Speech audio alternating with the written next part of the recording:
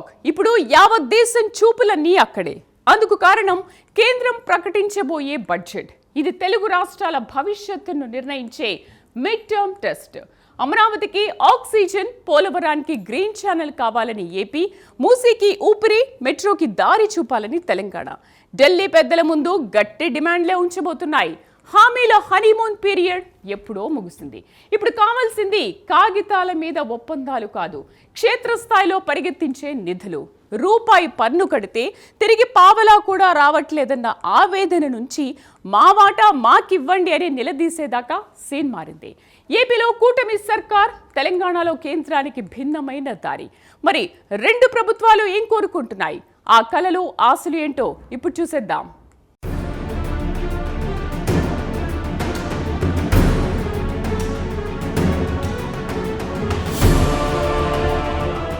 న్యూఢిల్లీలోని north black మరోసారి వేడెక్కింది. అయితే కొత్తగా ప్రభుత్వాలు ఏర్పడిన కొత్తలో జరిగే పరిచయ కార్యక్రమం కాదు ఇది. ప్రభుత్వాల పనితీరుకు కేంద్ర సహకారానికి జరుగుతున్న మిడ్ టర్మ్ అప్రైజల్. జనవరి 2026 నాటికి ఆంధ్రప్రదేశ్లో ఎన్డీఏ ప్రభుత్వం, కూటమి తెలంగాణలో కాంగ్రెస్ ప్రభుత్వం కుదురుకున్నాయి. ఇప్పుడు కేంద్ర ఆర్థిక మంత్రి నిర్మలా సీతారామన్ రాష్ట్రాల ఆర్థిక మంత్రులతో జరపబోయే భేటీ ఏమి ఇస్తారు అనే ప్రశ్న మీద కాదు, ఇచ్చిన వాటిని ఎంత వేగంగా విడుదల చేస్తారు అనే డిమాండ్ మీద సాగబోతోంది. ఒప్పందాలు, శంకుస్థాపనలు పూర్తయ్యాయి. ఇప్పుడు క్షేత్రస్థాయి పనులు పరిగెత్తాలి. దానికి నిధులు కావాలి. అందుకే ఈ బడ్జెట్ సమావేశం రెండు తెలుగు రాష్ట్రాలకు ఒక ప్రోగ్రెస్ రిపోర్టు లాంటిది. హామీల అమలులో కేంద్రం చిత్తశుద్ధికి, రాష్ట్రాల పట్టుదలకు ఇది అసలైన పరీక్షా సమయం.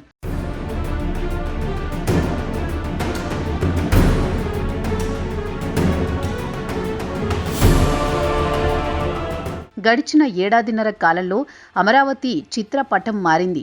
ప్రపంచ బ్యాంకు, ఏడీబీ రుణాల తొలి విడత నిధులతో పనులు గాడిన పడ్డాయి. అయితే ఇప్పుడు ఏపీ ప్రభుత్వం కేంద్రం ముందు ఉంచుతున్న వాదన వేరు. నిధుల విడుదలలో ఉన్న బ్యూరోక్రాటిక్ అడ్డంకులను తొలగించండి అన్నదే ప్రధాన డిమాండ్. 2027 నాటికి కీలక నిర్మాణాలు పూర్తి చేయాలన్న లక్ష్యంతో రాష్ట్రం ఉంది.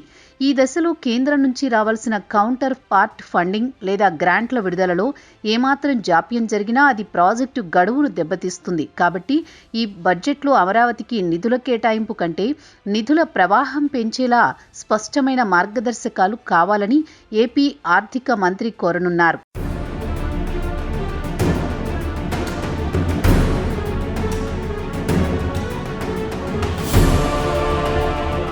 మరోవైపు తెలంగాణ ప్రభుత్వం 2 ఏళ్లుగా ప్రతిష్టాత్మకంగా భావిస్తున్న మూసీ నది పునర్జీవ ప్రాజెక్టు ఇప్పుడు ఒక కీలక మలుపులో ఉంది.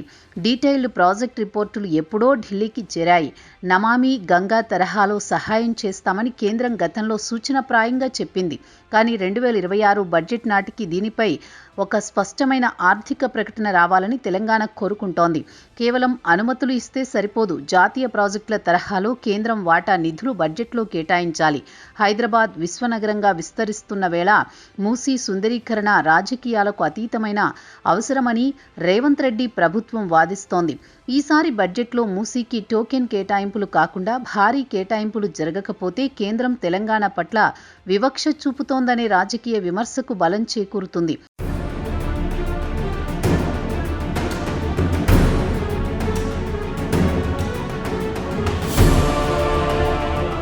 పోలవరం ప్రాజెక్టు వద్ద సందడి పెరిగింది. గత ఏడాది డయాఫ్రమ్ వాల్ మరమ్మతులు, గ్యాప్ సి పనులు కొలిక్కి వచ్చాయి. ఇప్పుడు అసలైన మెయిన్ డ్యాం పనులు జోరందుకున్నాయి. ఈ కీలక దశలో కాంట్రాక్టర్లకు బిల్లుల చెల్లింపు ఆగకూడదు. కేంద్రం గతంలో ఆమోదించిన 12,000 కోట్లకు పైగా ప్యాకేజీ నుంచి పనుల పురోగతికి తగినట్లుగా కాకుండా ముందుగానే నిధులు విడుదల చేసే అడ్వాన్స్ రివాల్వింగ్ ఫండ్ మెకానిజం కావాలని ఏపీ కోరుతోంది. ప్రతి బిల్లుకు ఢిల్లీలో ఆడిట్ అభ్యంతరాలు చెబుతూ కూర్చుంటే 2027 సీజన్ వృధా అవుతుంది. పోలవరం పూర్తి చేయడం అనేది ఎన్డీఏ కూటమికి ఒక ఎమోషనల్ అండ్ పొలిటికల్ టార్గెట్. కాబట్టి ఈ బడ్జెట్లో పోలవరం నిధులపై ఎటువంటి షరతులు లేకుండా గ్రీన్ ఛానల్ ఏర్పాటు చేయాలన్నది రాష్ట్ర ప్రభుత్వం ప్రధాన అజెండా.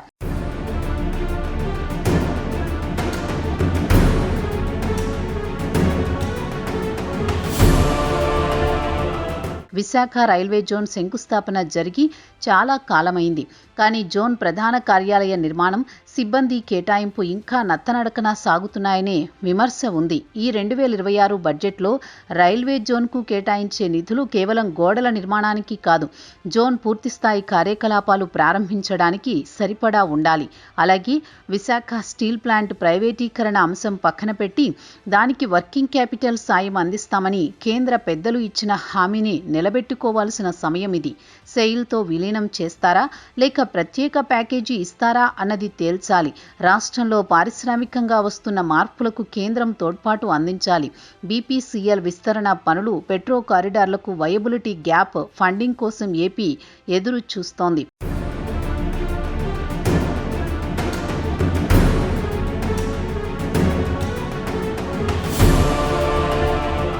హైదరాబాద్ మెట్రో రెండో దశ విస్తరణకు, ముఖ్యంగా airport metro, old city metro పనులకు కేంద్రం నుంచి ఈక్విటీ షేర్ ఆశిస్తోంది తెలంగాణ.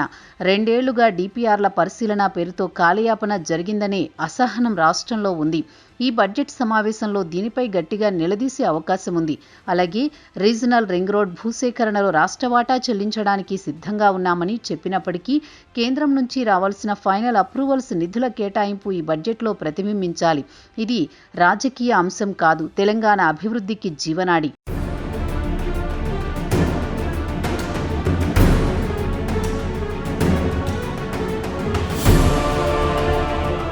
రాజకీయంగా వేర్వేరు ప్రభుత్వాలుగా ఉన్నప్పటికీ ఆర్థికంగా ఏపీ, తెలంగాణ ప్రభుత్వాల పరిస్థితి 2026లో దాదాపు ఒకేలా ఉంది. ఏపీలో సూపర్ 6 పథకాల అమలు, తెలంగాణలో 6 గ్యారంటీల అమలు రాష్ట్ర ఖజానాల మీద భారాన్ని మోపుతున్నాయి. మూలధన వ్యయం కోసం నిధులు మిగలడం లేదు. అందుకే ఈ బడ్జెట్ సమావేశంలో 2 రాష్ట్రాలు తమ రుణ పరిమితిని పెంచాలని ముక్త కంఠంతో కోరనున్నాయి. అంతేకాదు రెవెన్యూ లోటు భర్తీ, గ్రాంట్ల విషయంలో 16వ ఆర్థిక సంఘం సిఫార్సులను ముందే అమలు చేయాలని లేదా ప్రత్యేక సాయం కింద నిధులు ఇవ్వాలని కోరవచ్చు. కేంద్ర పథకాలలో రాష్ట్రం భరించాల్సిన వాటాను 40% నుంచి 20% తగ్గించాలన్నది 2 రాష్ట్రాల కామన్ డిమాండ్.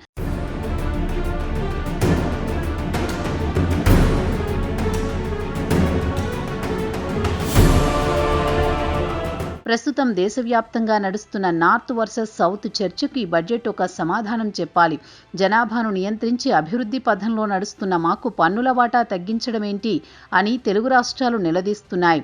రూపాయి పన్ను కడితే తిరిగి పావలా కూడా రావడం లేదనే ఆవేదన 2 రాష్ట్రాలకు ఉంది. కేంద్రం ఈ బడ్జెట్లో విచక్షణ గ్రాంట్ల రూపంలో ఈ నష్టాన్ని భర్తీ చేయాలని ఏపీ, తెలంగాణలు కోరుతున్నాయి. అయితే రాజకీయంగా వేరైనా ఆర్థిక ప్రయోజనాల విషయంలో దక్షిణాది రాష్ట్రాలన్నీ ఒకే తాటిపైకి వస్తున్న వేళ నిర్మలా సీతారామన్ ఈ అసంతృప్తి జ్వాలకు నీళ్లు జల్లుతారా లేదా అన్నది చూడాలి.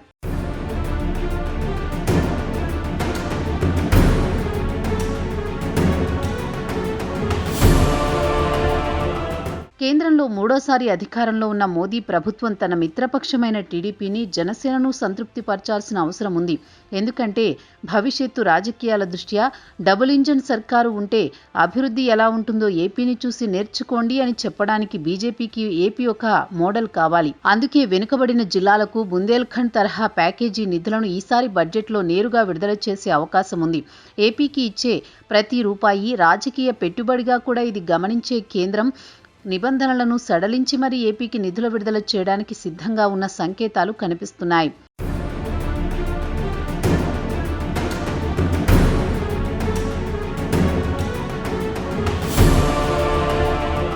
బడ్జెట్ అంకెల వెనుక దాగి ఉన్న మరో ముప్పు రాబోయే జనాభా లెక్కలు, నియోజకవర్గాల పునర్విభజన. ఈ బడ్జెట్లో సెన్సస్కు నిధులు కేటాయిస్తే ప్రక్రియ మొదలైనట్టే.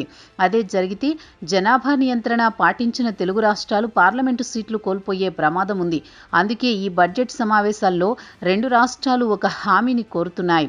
ఆర్థికంగా, రాజకీయంగా తమను అన్యాయంగా జరగకుండా చూడాలని, జనాభా ప్రాతిపదికన కాకుండా పనితీరు ప్రాతిపదికన నిధులు, సీట్లు ఉండాలని డిమాండ్ చేస్తున్నాయి. భవిష్యత్తులో తమ గొంతుక ఢిల్లీలో వినిపించాలంటే దానికి బీజం ఈ బడ్జెట్లోనే పడాలి.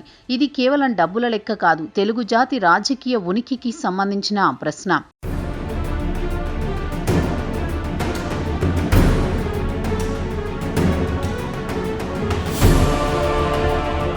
తెలంగాణలో కాంగ్రెస్ ప్రభుత్వం కూడా కేంద్రంతో ఘర్షణ వైఖరి కంటే నిర్మాణాత్మక సహకారం వైపే మొగ్గు చూపుతోంది. రేవంత్ రెడ్డి ఇప్పటికే పలుమార్లు ప్రధానిని, హోంమంత్రిని కలిసి రాష్ట్ర అవసరాలు వివరించారు. ఈ 2026 బడ్జెట్ ఆ దౌత్య నీతికి ఫలితం దక్కే సందర్భం కావాలి.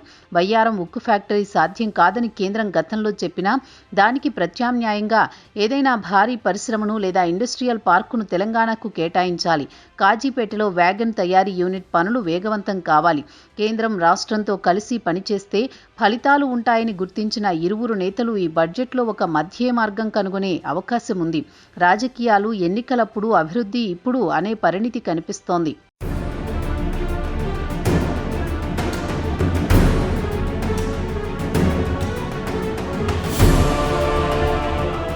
తెలంగాణలో బడ్జెట్ ఆశల వెనుక మరో బలమైన రాజకీయ కారణం ఉంది. అది రాబోయే మున్సిపల్, జీహెచ్ఎంసీ ఎన్నికలు. గ్రేటర్ హైదరాబాద్ పీఠం దక్కించుకోవడం అటు కాంగ్రెస్కు, ఇటు బీజేపీకి అత్యంత ప్రతిష్టాత్మకం. ఈ నేపథ్యంలో కేంద్ర బడ్జెట్ హైదరాబాద్ ఓటర్లను ప్రభావితం చేసే కీలక అస్త్రంగా మారబోతోంది. కేంద్రం నిధులు ఇస్తే మా చొరవ వల్లే నిధులొచ్చాయని చెప్పుకోవడానికి రాష్ట్ర ప్రభుత్వం సిద్ధంగా ఉంది. ఒకవేళ కేంద్రం నేరుగా స్మార్ట్ సిటీ నిధులను, అర్బన్ ఇన్ఫ్రా నిధులను ప్రకటిస్తే నగరాన్ని అభివృద్ధి చేస్తోంది మేమే అని ప్రచారం చేసుకోవడానికి బీజేపీ కాచుకుని ఉంది. అంటే ఈసారి బడ్జెట్ హైదరాబాద్కు దక్కే ప్రతి రూపాయి వెనుక రాబోయే మున్సిపల్ ఎన్నికల ఓటు బ్యాంకు రాజకీయం దాగి ఉందన్నది కాదనలేని సత్యం. మరి ఢిల్లీ పెద్దలు హైదరాబాద్ ఓటరు నాడిని పట్టుకునేలా వరాలు ప్రకటిస్తారా లేదా అన్నదే ఆసక్తికరం.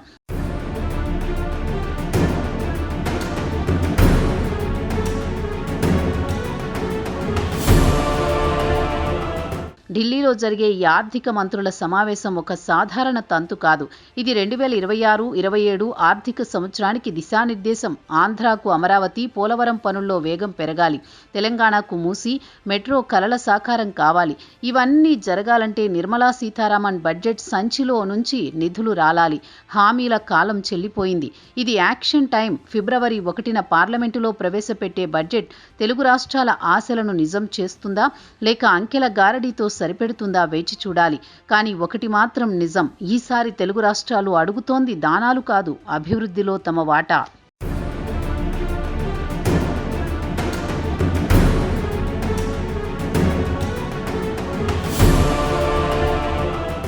రాజకీయంగా ఎవరి దారి వారదే కావచ్చు, కానీ అభివృద్ధి కోసం 2 తెలుగు రాష్ట్రాలు చూస్తోంది మాత్రం ఢిల్లీ వైపే. ఇది కేవలం బడ్జెట్ కేటాయింపుల సమస్య కాదు, దక్షిణాది రాష్ట్రాల ఆత్మగౌరవానికి, హక్కులకు సంబంధించిన విషయం. ఫిబ్రవరి 1న కేంద్రం వినిపించేది అంకెల గారడీనా లేక అభివృద్ధి ఎజెండానా అన్నది తేలిపోతుంది.